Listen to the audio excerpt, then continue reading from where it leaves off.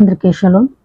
ఈరోజు సంఖ్యాకాండం 29వ అధ్యాయము 1వ వచనం 2వ వచనం గురించి మనం చూద్దాం.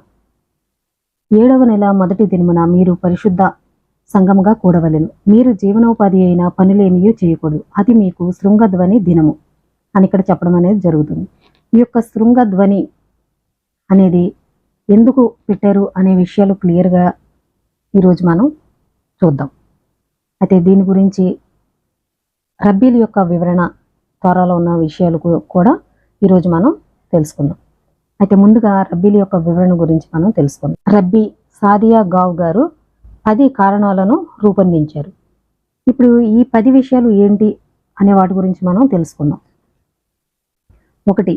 శృంగధ్వని పండుగ అంటే రోష్ హషనాలో ఎలోహింని ప్రపంచానికి రాజుగా పట్టాభిషేకం చేస్తాము. ఈ ఉత్తేజకరమైన సంఘటనను తెలియజేస్తుంది. 2. ఆత్మ సంతృప్తిలో నిద్రపోతున్న ఆత్మలను మేల్కొల్పడానికి ఉపయోగపడుతుంది. 3. ఎలోహిం సీనాయి పర్వతంపైకి దిగి మనకు తోరాను అందించినప్పుడు వినిపించిన షోపర్ పేలుళ్లను రేకెత్తిస్తుంది.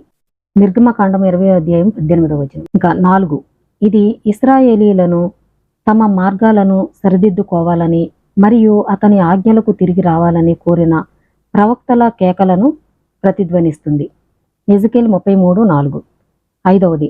మన శత్రువులు యెరూషలేం దేవాలయంలోకి చొరబడి దానిని ధ్వంసం చేసినప్పుడు వారి యుద్ధ కేకలు మనకు గుర్తు చేస్తాయి. 6. పొట్టేలు కొమ్ముతో తయారు చేయబడిన షోఫర్ ఇస్సాకు త్యాగాన్ని గుర్తు చేసుకున్నాడు. ఎలోహిం అబ్రహాముకు ఒక పొట్టేలును అర్పణగా తీసుకురావడానికి చూపించినప్పుడు రక్షింపబడ్డాడు. అంటే ఇక్కడ ఇస్సాకుకి బదులుగా పొట్టేలును అక్కడ బలివ్వడం అనేది జరిగింది. ఆ సమయంలో ఆ పొట్టేలు యొక్క ఎడమ కొమ్మును అక్కడ ఊదడం జరిగింది ఈ యొక్క రోష్ హషనాలో అని ఈ యొక్క రబ్బీలు చెప్పడం అనేది జరుగుతుంది. అలాగే మషియాకు వచ్చినప్పుడు ఆ యొక్క పొట్టేలు కుడి కొమ్ము ఊదబడుతుంది అని కూడా వారు చెప్పడం అనేది జరుగుతుంది. 7. షోపర్ శబ్దం మనల్ని వినమ్రంగా చేస్తుంది. ఎలోహిం ముందు మనల్ని విస్మయానికి గురిచేస్తుంది. ఎలోహిం ముందు వణుకు మరియు భయం కలిగిస్తుంది. మనల్ని మనం తగ్గించుకునేలా చేస్తుంది. ఆమోసు 3:6. 8. ఇది రోజు ముగింపులో తీర్పు దినాన్ని సూచిస్తుంది. దీనిని ప్రవక్త నిర్ధారణ గల పట్టణాలను మరియు ఎత్తైన బురుజులకు వ్యతిరేకంగా షోఫర్ హెచ్చరిక రోజు అని వర్ణించాడు. జెఫన్యా 1:14-16 వరకు. 9. ఇది మాకు ఆశను ఇస్తుంది. గొప్ప షోఫర్ యొక్క ధ్వని ప్రతిబింబిస్తుంది. ఇది మషియాకు వచ్చే సమయంలో భూమి యొక్క మూలలకు చెల్లాచెదురుగా ఉన్న ఇశ్రాయేలు ప్రజలను ఒక చోట చేర్చుతుంది. యెషయా 27:13. 10. చనిపోయిన వారి పునరుజ్జీవాన్ని మనకు గుర్తు చేస్తుంది. ఈ యొక్క 10 విషయాలు ఆ యొక్క రబ్బీ గారు చెప్పడం అనేది జరిగింది. అయితే ఈ యొక్క షోఫర్ బ్లోయింగ్స్ అనేవి 3 రకాలుగా ఉంటుంది. తెకియా, సెవారిం, తెరువా ఈ యొక్క 3 రకాలుగా ఈ యొక్క షోఫర్ బ్లోయింగ్స్ అనేవి ఉంటాయి. రోష్ హషనాలో 100 సార్లు ఈ యొక్క షోఫర్ పేలుళ్ళు వినిపించడం అనేది జరుగుతుంది. అయితే కొన్ని కమ్యూనిటీల్లో 100 సార్లు, ఇంకా సెఫార్దిక్ కమ్యూనిటీలో మాత్రం 101 సారి ఈ యొక్క షోఫర్ ఊదడం అనేది జరుగుతుంది. న్యాయాధిపతులు 4వ అధ్యాయంలో సాంగ్ ఆఫ్ దెబోరాలో రికార్డు చేయబడినట్లుగా యుద్ధ భూమి నుండి తన కొడుకు తిరిగి రావడానికి ఎదురు చూస్తున్న సీసేరా తల్లి పిలిపించడంలో ఉన్న మాట యొక్క అక్షరాలకు ప్రతీకగా పరిగణింపబడుతుంది. దీని ఆధారంగా సెఫార్దిక్ కమ్యూనిటీలు 101 సార్లు ఊదుతారు. మిగిలిన వారు 100 సార్లు ఈ యొక్క షోఫర్ అనేది ఊదటం జరుగుతుంది. ఈ యొక్క తోరా చదివిన తర్వాత ముసాఫ్ ప్రార్థనకి ముందు ఈ యొక్క 100 సార్లు ఊదడం అనేది జరుగుతుంది. అయితే సెఫార్దిక్ కమ్యూనిటీ వారు మాత్రం ఈ ముసాఫ్ ప్రార్థన అయిపోయిన తర్వాత చివరిలో అదనంగా మరొకసారి వారు ఊదడం అనేది జరుగుతుంది. ఇలా 101 సారి వారు ఊదడం అనేది జరుగుతుంది.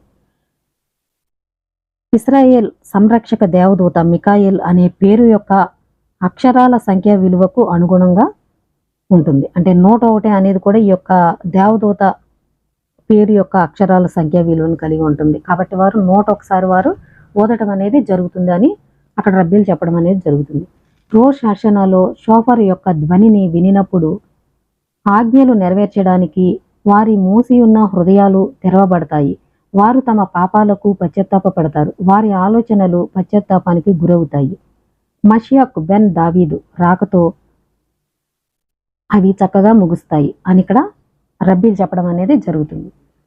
ఇప్పుడు తోరాలో నుంచి కొన్ని విషయాలు చూద్దాం ఈ యొక్క షోఫర్ గురించి. సంఖ్యాకాండము 10వ అధ్యాయము 1 నుంచి. ఎలోహిం మోషేకు ఇలాగ సెలవిచ్చెను, నీవు 2 వెండి బోరలను చేయించుకొనుము. అంటే ఇక్కడ 2 వెండి బోరలు చేయించుకోమని ఇక్కడ చెప్పడం అనేది జరుగుతుంది. నక్షి పనిగా వాటిని చేయింపవలెను. అవి సమాజమును పిలుచుటకును సేనలను తరలించుటకును నీకుండవలెను. అంటే సమాజాన్ని తరలించడానికి ఈ యొక్క షోఫర్ని ఊదమని చెప్పడం అనేది జరుగుతుంది. ఊదువారు వాటిని ఊదినప్పుడు సమాజము ప్రత్యక్షపు గుడారం యొక్క ద్వారము నెదుట నీ యొద్దకు కూడి రావలెను. అంటే ఆ యొక్క షోఫర్ ఊదినప్పుడు ఈ యొక్క సమాజం ప్రత్యక్షపు గుడారం దగ్గరికి కూడి రావాలని చెప్తున్నారు. వారు ఒకటే ఊదిన ఎడల ఇశ్రాయేలీల సమూహములకు ముఖ్యులైన ప్రధానులు నీ యొద్దకు కూడి రావలెను. అంటే ఒకసారి ఊదినప్పుడు షోఫరు ఇశ్రాయేలీలో ముఖ్యులైన ప్రధానులు రావాలి గుడారం ద్వారం దగ్గరికి. మీరు ఆర్భాటంగా ఊదినప్పుడు తూర్పు దిక్కున దిగి ఉన్న సైన్యము సాగవలెను. మీరు 2వ మారు ఆర్భాటంగా ఊదినప్పుడు దక్షిణ దిక్కున దిగిన సైన్యములు సాగవలెను. వారు ప్రయాణమైపోయినప్పుడు ఆర్భాటంగా ఊదవలెను. అంటే ఈ యొక్క మొదటిసారి ఊదినప్పుడు తూర్పు దిక్కున ఉన్న సైన్యం వెళ్ళాలి. రెండోసారి ఊదినప్పుడు దక్షిణ దిక్కున ఉన్నటువంటి సైన్యం సాగాలని ఇక్కడ చెప్పడం అనేది జరుగుతుంది. వారు వెళ్ళినప్పుడు ఆర్భాటంగా ఊదాలి. సమాజమును కూర్చున్నప్పుడు ఊదవలను గాని ఆర్భాటము చేయవలదు. అంటే సమాజాన్ని మొత్తం ఆ యొక్క గుడార ద్వారానికి రమ్మన్నప్పుడు ఆర్భాటంగా ఊదకూడదు అని ఇక్కడ చెప్పడం జరుగుతుంది. అహరోను కుమారులైన యాజకులు ఆ బోరలు ఊదవలెను. ఎవరు? అహరోను కొడుకులు ఇక్కడ ఈ యొక్క బోర్లు ఊదాలి. నిత్యమైన కట్టడను బట్టి అవి మీ వంశముల పరంపరగా మీకు ఉండవలెను. మిమ్మును బాధించు శత్రువులకు విరోధముగా మీ దేశంలో యుద్ధమునకు వెళ్ళినప్పుడు ఆ బోరలు ఆర్భాటంగా ఊదవలెను. అంటే యుద్ధానికి వెళ్ళినప్పుడు కూడా మళ్ళీ ఆర్భాటంగా ఊదాలి.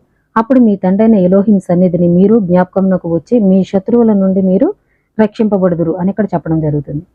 మరియు ఉత్సవ దినమందును నియామక కాలములయందును నెల ఆరంభ దినములయందును మీరు దహన బలులను గాని సమాధాన బలులను గాని అర్పించినప్పుడు ఆ బోరలు ఊదవలెను. అంటే మళ్ళీ ఎప్పుడు? ఉత్సవ దినములు అంటే పండుగల్లోనూ, నియామక దినాలు అంటే నెల ప్రారంభ దినంలోనూ దహన బలులు అర్పించేటప్పుడు, సమాధాన బలులు అర్పించేటప్పుడు ఆ బోరలు ఊదాలి. అప్పుడు అవి మీ తండ్రి సన్నిధిని మీకు జ్ఞాపకార్థంగా ఉండును.